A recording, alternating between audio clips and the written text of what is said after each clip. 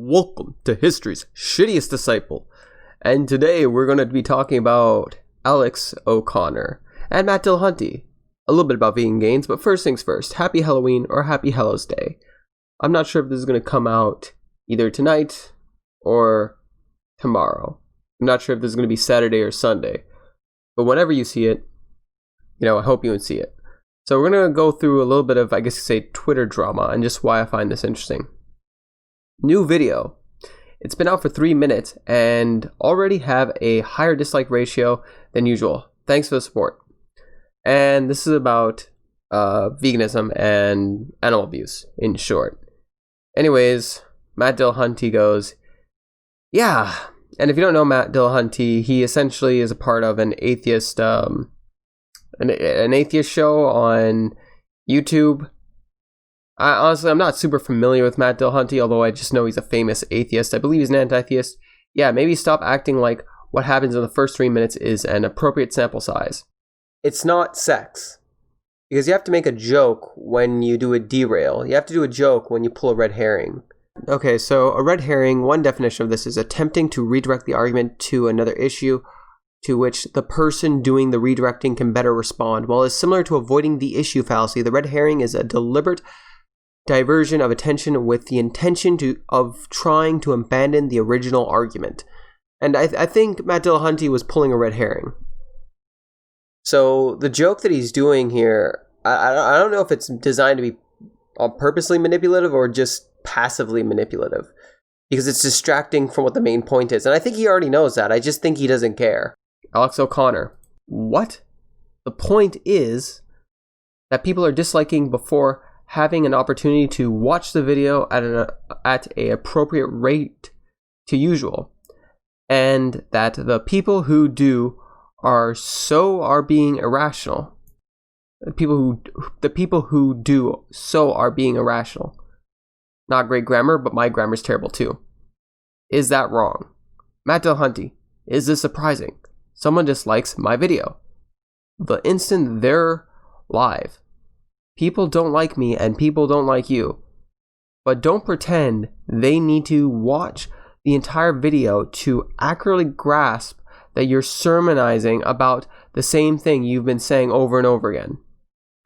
And Alex O'Connor had a great comeback. So if you don't know what sermonizing means to comprise or deliver a sermon, and a sermon is an orientation or lecture by a preacher. So he's basically saying that he's being preachy, in short. Matt Dillahunty saying Alex O'Connor is being preachy. Alex O'Connor, CosmicSkeptic, responded, Matt, I've made 7 videos about veganism. How many have you made about atheism? I'll keep talking over and over about animal abuse until the abuse is over. Thanks. Mic drop. Fucking mic drop. Pow.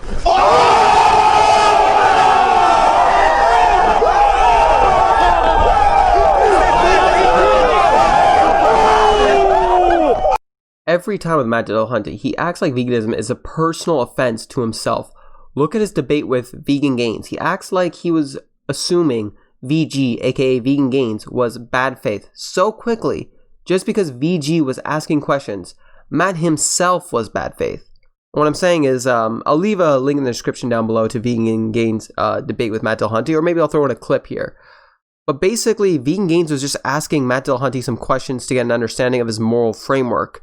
And you can tell Matt Dillahunty was being very aggressive and assuming that VeganGains was being bad faith, when VeganGains was just trying to understand where he's coming from. And I think VeganGains could have picked up on what Matt Dillahunty was saying a little bit quicker. But even with that being said, it just came across as really, really aggressive and somewhat patronizing that Matt Dillahunty just assumed that he was being bad faith when he was just trying to be progressive with the conversation to progress it forward. That Matt Slick presents when he talks about, hey, if I could sneak in and rape somebody in a hospital bed and nobody ever found out about it, then no harm's been done. Right. No, I just gave you the exact answer to that. It's not about whether or not you got away with it. It's about what kind of society we promote. And if we live in a society where we know that somebody can just come along and rape you in a hospital bed or shoot you in the head as long as they're going to get away with it, that diminishes your quality of life leading up to that. Okay, well, you're going back to social contract. It is about ensuring our well-being now by talking about what types of rights and protections we are going to guarantee to ours. Okay, so you're basically claiming that it's okay to needlessly kill animals because they're not a part of our social contract and it doesn't affect us. No. See, this is really what I talk about when you guys are so repeatedly dishonest. I'm not dishonest. Look, I'm trying to get to the bottom of your argument. You are, Richard, and I'm going to prove it to you and everybody else again right now, because I already called you out for this same thing a few minutes ago. I at no point said that it was okay to needlessly kill animals. Okay, you so cannot Matt, shut up. You cannot take my position and respin it and paint it with your poisonous, fallacious framing. Okay, I think have not said that, so don't say that I said it. Okay, well, I think the problem here is we're not actually understanding the definition of what I mean by needless. When I say needless, I mean you don't have to go to the grocery store and pay for an animal to be killed to live a long, happy, healthy life. The problem here is not that I don't understand what you mean by needless. The problem here is that you are assuming that I am making a case for something being morally permissible when I am saying that I have not been convinced that something should be morally impermissible. There are moral obligations and there are moral virtues. And I am happy to acknowledge that someone who never kills an animal and lives their life that way may be more morally virtuous than me. Matter of fact, I'll say it now. I think they are. That is not the same as a demonstration that there is a moral obligation to not kill animals for food. Matt Dillahunty is claiming that he doesn't know if it can be proven that it's not justifiable, which is incredibly arbitrary and subjective. Technically, when it comes to suffering, you could try and make any claim that something is, you can't prove that something is not justifiable. You know, to the universe, I could claim, oh, well, there's no justification to not rape babies. And when VeganGains put in the context of you don't have to kill animals, Matt Dillahunty tries to avoid that to actually then grapple with the subject of a justification when he doesn't have to. Or should I call him Matt Dillahunty? I think that sounds better, Matt Dillahunty.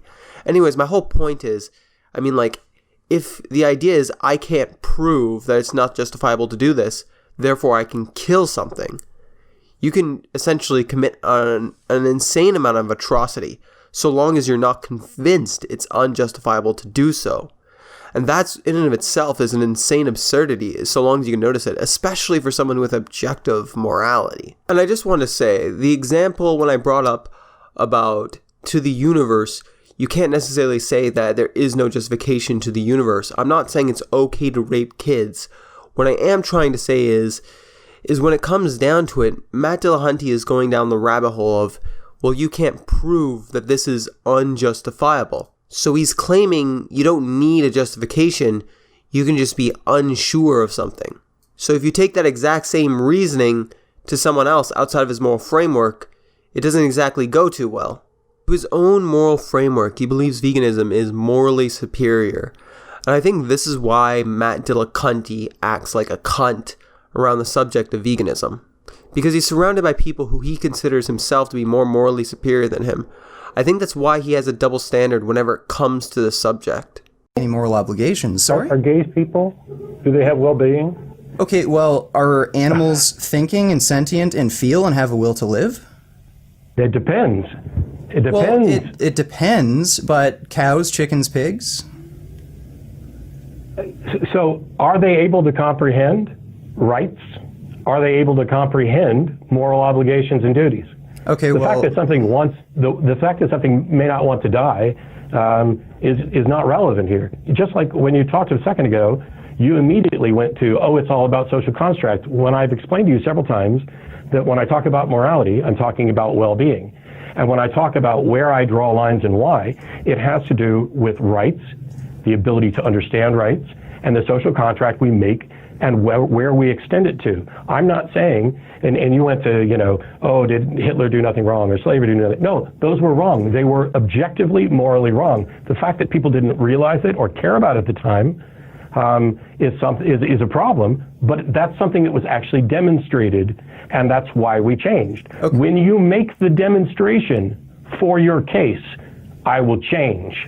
Okay. But you don't get to just sloppily run around reframing things to make it look like I'm saying let's kill animals willy-nilly. Matt. Okay. But you don't get to just sloppily run around reframing things to make it look like I'm saying let's kill animals willy-nilly. Matt. Okay. But you don't get to just sloppily run around reframing things to make it look like I'm saying let's kill animals willy-nilly. Matt. Okay. But you don't get to just sloppily run around reframing things to make it look like I'm saying let's kill animals willy-nilly. Matt. And I'm happy to acknowledge that someone who never kills an animal and lives their life that way may be more morally virtuous than me. Matter of fact, I'll say it now. I think they are. That is not the same as a demonstration that there is a moral obligation to not kill animals for food. Okay. But you don't get to just sloppily run around reframing things to make it look like I'm saying let's kill animals willy-nilly. Matt. It's like you can't hear me, Richard. Well-being is the basis for morality. Okay. And the other thing that we were talking about was rights and what we extend to rights. That's independent from morality. They are tied together in some aspects, but well-being is the basis for morality. I'm not going back and forth between two things. There are two things. There are what is moral, and there are what rights do we extend and to whom. Okay, so it is moral to not kill and eat animals. You'd agree on that aspect? Is it moral to not kill and eat animals? Sure. Okay, so the issue here is rights, whether or not we should extend rights to animals. No, like the issue here is whether or not there's a moral obligation to not kill and eat animals, not whether or not it might be morally virtuous. Okay, so why do you believe it's not a moral obligation? Is it because they can't nobody reciprocate? From your side has made an argument that it should be a moral obligation. Okay, like the default is freedom until there's a good reason to limit that freedom. Okay, the so default you is want the freedom to rights. needlessly kill animals. What? Sorry? You think it's infringing on your freedom to needlessly kill animals that can think and feel just like you. Bye. Oh. Wow, okay. So, that's Matt Dillahunty. Jesus, that was cancer.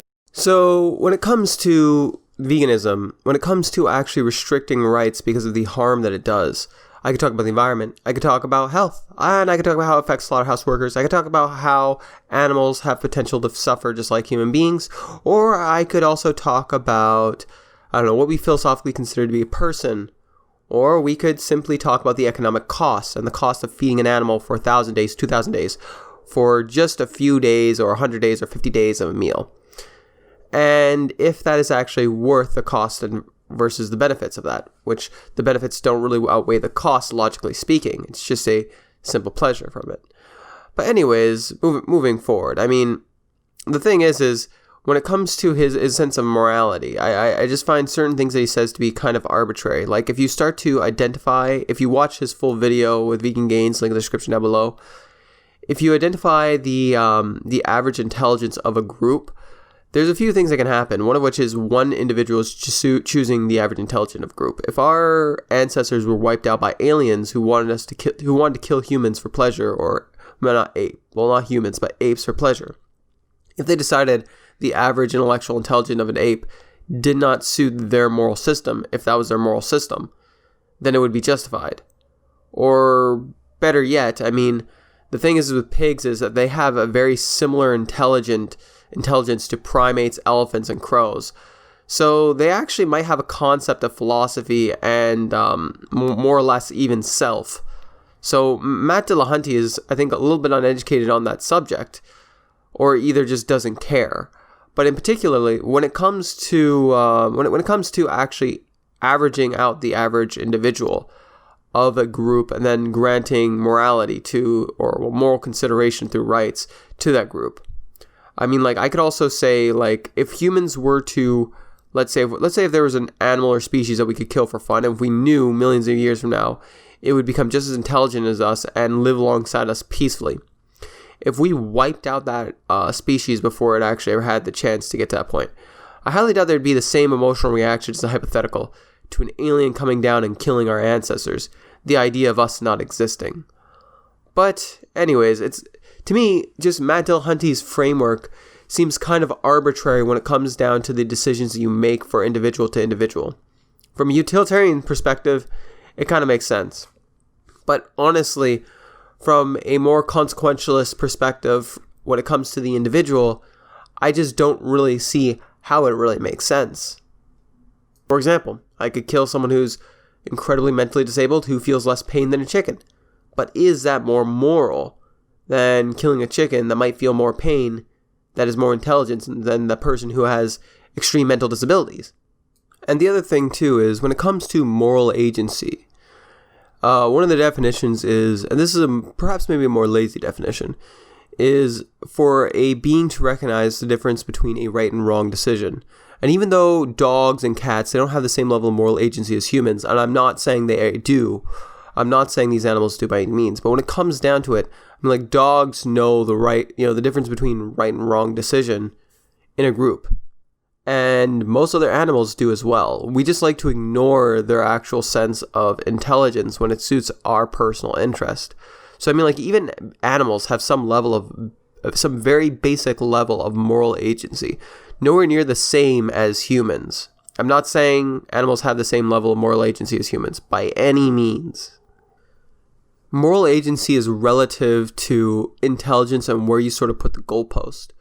For a pig, if a pig or a ape or a fucking, I don't know, an extremely intelligent animal, a chimpanzee out there, looks at another animal and sees it behaving and thinks to itself that this animal has no concept of values, has no concept of right or wrong, there's a possibility it could be wrong as well. If we look at animals and say that they don't have a concept of right or wrong, that could be wrong. If an alien spaceship came down tomorrow that was more advanced than us, it might see our level of moral agency that equivalent to a pig or a chicken or a cow. To me, it all seems actually arbitrary. The more you actually start to really boil it down, it kind of exists on a spectrum when you think about it. The ability to reciprocate contracts. And I think humans like to try and undersell the animal's ability to reciprocate contracts. I mean, animals can play fetch. Animals can understand the right and wrong. Pigs, chickens, and cows, they can all be trained. Dogs can be trained. The vast majority of animals we eat can be trained. My point is if these animals can be trained, they can understand some notion of right and wrong and some notion of social contracts. They can understand some level of what they're expected to do and what is acceptable and what is not acceptable. And the thing is if you don't have to harm these animals, if it's not necessary, and if there's no added benefit towards society other than just pleasure, then I do not necessarily see it as justified. And to me, it just comes across as incredibly arbitrary.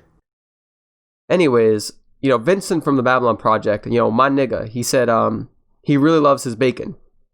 My response, he spends a lot of time talking about atheism. That's fine. But why bitch about people talking about veganism? He acts like it's a personal attack on him as a person. Period. It's like only his secular advocacy is reasonable. Morality is based around well-being until doing so demands me to change my way of life. Let's eat pigs that might be self-aware animals that may have some of the highest level of psychological suffering on Earth. So I'll leave a link in a description down below about pigs' intelligence. Basically, they have similar intelligence to that of elephants, primates, and crows, which are some of the most intelligent animals on the face of the planet. So it's not out of the question to assume that there may be a possibility that pigs are, self-aware. Or let me rephrase that. It's not out of the question to state that pigs may be self-aware. In fact, why not bring it up? So pigs are really clever. So pigs can show sophisticated social behaviors. But is there any evidence of a truly powerful primate or corvid? Certainty of elephant-like mind behind this. Recent findings are intriguing. Pigs with experience of a mere move away from the reflection of a food bowl and around a barrier to get to the bowl. rather than looking behind the mirror as the mere naive subjects do. This indicates that they can learn about the visual spatial properties of mirrors and use them to guide their behavior in appropriate ways. No tests of mere self-recognitions used to assess the possibility that animals have a self-concept. Just for record, this was back in 2010, but this is, I believe, a pretty legitimate article from a pretty legitimate source. Having been carried out, but there is clear potential of such studies having a self-concept, is thought to be a prerequisite for a theory of mind. The understanding that other individuals have a mental state and acknowledge like oneself, the ability to take visual perspective of others may be one indicator of the theory of mind. So link in the description down below if you guys want to read this. Anyways, I just thought this was really fucking interesting because I just really don't like it when I see this level of hypocrisy. Like Matt Dillahunty, like he's challenging people's worldview and perspective and complete perception of religion. Now, I'm not super familiar with Matt Dillahunty, but if one of his arguments for arguing for atheism is because it increases human well-being, then why would you eat animals if slaughterhouses increases harm to human beings? Like, I had these studies in one of my other videos. May as well just bring it up right now. I've actually archived, a lot of this information here. Like, I have articles from Amy Fitzgerald, how increasing fucking, wherever you have a slaughterhouse, you usually find an increase in overall crime and sexual crime. If you control for population density, and if you control for all the X factors within the same countries, you still find an increase of crime. When it comes to slaughterhouse, what slaughterhouse workers have to deal with psychologically, they face problems such as perpetration-induced stress trauma or a form of PTSD through killing another being, which is also commonly found in war. They also have to deal with something called doubling, which is a fracturing of the personality. And then they have to deal with something called desensitization. And when it comes to comparing retail and office workers to, let's say, slaughterhouse workers, it's undeniable the stress they have to deal with. And as time's gone on, more and more evidence suggests that killing animals is simply a potential gateway to harming human beings. It can help certain people desensitize themselves and as well traumatize themselves by hurting animals. The United States Defense Department actually recognizes animal cruelty as a gateway to crime when it comes to pets. But yet we refuse, as a society, we don't really talk we don't really talk a whole lot about how harming animals in animal agriculture, in farming is also a gateway to crime. So if Matt Dillahunty's perspective of morality is based around increasing human well-being, if his perspective of morality is about increasing human well-being, how can you defend shoving a fucking pig's corpse down your fucking throat if it fucks people up too? And I can go on and on and on about veganism. I could talk about how animals are sentient. I could talk about how they're conscious. I could talk about the effects of the environment. I could talk about the consumption of water. I could talk about how it's not sustainable for the entire planet to eat the amount of meat that we're all eating. I could talk about how it's not reasonably feasible to actually have all cows roaming, fucking grass fields to be grass-fed and to be free and to live like that. It's not humanly possible. I could talk about how it's more of a waste of resources to feed a cow or pig, 300, 1,000 meals or 1,500 meals and water, like gallons of water for just a few meals for a family. It's a waste of resources. And the fact is like the most efficient form of farming animals is factory farming. And, a lot of what they eat is fucking crops, which could also be just going to people in general. It's just generally a waste of economic resources. And link in the description down below for everything that I'm saying. So, when it comes down to it, the issue I have with guys like Matt Dillahunty isn't necessarily just that he's not vegan. It's that not only is he not vegan, but then he talks about atheism. He preaches and he sermonizes his perspective on atheism. Yet if you preach something else that actually, challenges his worldview, his way of life, and demands that he changes his behavior for a more moral outcome, he'll essentially just bitch and whine about you and act like it's a personal attack. And it's something that to me, it seems baffling. Like, for example, if a Christian or Muslim was vegan, in my perception, my current world knowledge on how it affects, slaughterhouse workers, to how it affects the environment, to how it affects health, to how it affects just the economics, the overall cost, I think would actually reduce suffering. However, like, is that not more moral than being an atheist who eats fucking, animals? Because it's, to me, it's like, how arbitrary is your moral system if you only have to accept morality when it's convenient for you? And that's my problem with guys like Matt Dillahunty. Could VeganGains have been picking up quicker on his conversation with Matt Dillahunty? Yes, but Matt Dillahunty was constantly accusing VeganGains of being dishonest. And when it came to CosmicSkeptic's tweet, he accused CosmicSkeptic of sermonizing, basically being preachy, when, according to CosmicSkeptic, he only made 7 videos on veganism. And I've just noticed this trend with Matt Dillahunty. It's like he wants to frame vegans in a negative light. And to be honest, I don't think it matters whether VeganGains was being bad faith or not. Because I think, regardless if VeganGains was or was not, I think at the end of the day, Matt Dillahunty, I think he is trying to somewhat frame his opposition in a negative light to make himself feel better. In short, I'm basically saying I think Matt Dillahunty is bad faith. And I don't think he actually gives his opposition enough charitability to actually think about that.